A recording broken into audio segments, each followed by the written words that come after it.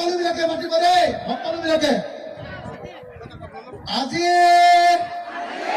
শিৱসাগৰ নগৰৰ ঐতিহাসিক বৰ্ডিং খেলপথাৰত অনুষ্ঠিত হোৱা বিশাল গণসমাৱেশত উপস্থিত থকা শিৱসাগৰৰ মহাপ্ৰলয় পীড়িত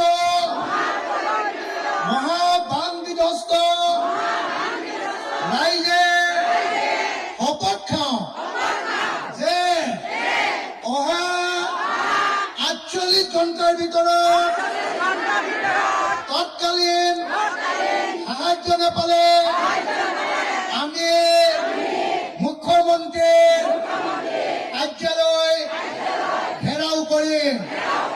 দ্বিতীয়তে আমাক প্ৰত্যেকটো বিধ্বস্ত পৰিয়াল আৰু দোকান বজাৰত ১০ লাখ টকাকৈ ক্ষতিপূৰণ নিদিলে আমি মুখ্যমন্ত্ৰীৰ কাটি উফৰাই দিম।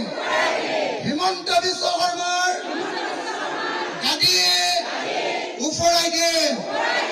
আমি অসমৰ প্ৰকৃত খিলঞ্জীয়া মানুহ, প্ৰকৃত থলুৱা মানুহ, খাটি খোৱা মানুহ, আমাৰ খিলঞ্জীয়া মানুহক বান ক্ষতিগ্ৰস্তসকলক প্ৰকৃত ক্ষতিপূৰণ দিবই লাগিব।